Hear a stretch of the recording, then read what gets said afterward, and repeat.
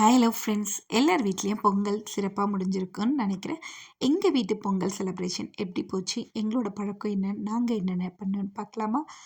ப்ரிப்ரேஷனாக முன்னாள் போகி அன்றைக்கி night 8 o'clock start ஆச்சு. காரிடார்லாம் கழுவி தள்ளி கோலம் போட ஆரம்பித்தேன். 9 o'clock ரோட்டுக்கு வந்தோம் கோலம் போடுறதுக்கு. இது வந்து 15.1 எடுத்துகிற கோலம். 4 பூ சுற்றி வரும், நடுவில் ஒரு பூ, 4 பொங்கல் பானை வரும். கலர் எல்லாமே வீட்டில் ஆல்ரெடி வாங்கி வச்சுருந்தது என்னென்ன இருக்கோ அதை வச்சே வந்து போட்டாச்சு. ஏன்னா அதை வேஸ்ட் பண்ண தேவையில்ல, அப்படி இப்படி எடுத்து வைக்க தேவையில்லைன்னு. இந்த கோலம் வந்து என்னோடய பொண்ணு போட்டால் எப்போவுமே ஒரு பானையை போட்டுட்டு அதை சுற்றி டெக்கரேட் பண்ணி முடிச்சிடுவேன்.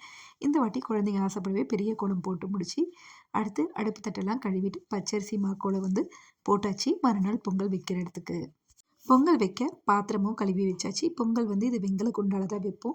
வெங்கல குண்டா வந்து வெயிட்டாக இருக்கும். ஆனால் உங்களுக்கு ஃபஸ்ட்டு சூடு மட்டும் ஏறிடுச்சுன்னா சீக்கிரமாக வெந்துடும். இதோட டேஸ்ட்டு அல்டிமேட்டு. இதோட டேஸ்ட்டு வேறு லெவலில் இருக்கும். நீங்கள் சாதா பாத்திரத்தில் பொங்கல் வைக்கிறதுக்கும் இந்த பாத்திரத்தில் பொங்கல் வைக்கிறதுக்கும் இது தாங்க டிஃப்ரென்ஸே. ஒரு முறை வாங்கி செஞ்சு ட்ரை பண்ணி பாருங்கள், நீங்களே விட மாட்டீங்க, ரெகுலராக இதுலேயே செய்வீங்க. மறுநாள் பொங்கல் வைக்கிறதுக்கு ஏற்ற டைமில் பொங்கலும் வைக்க ஆரம்பிச்சிட்டோம். தண்ணியும் பாலும் ஊற்றி வச்சு பொங்க வந்ததுமே அரிசி கழுவி போட்டு வேக வச்சாச்சு. வெந்ததுமே வெல்லம் தாளிச்சு கொட்டை, முந்திரி திராட்சைலாம் போட்டு தாளிச்சு கொட்டி இந்த பொங்கல் வேலையை முடிச்சாச்சு. நாங்கள் வந்து பொங்கல் அன்னைக்கு பொங்கல், பாயாசம், வடை இதுதான் வந்து செஞ்சு வைப்போம். இது ஒரு பக்கம் ப்ரிப்ரேஷனாக முடிஞ்சிட்ருக்கு. வடைக்கு உளுந்து ஊறினதுமே வடை மாவும் அரைச்சி வடையும் சுட்டாச்சு.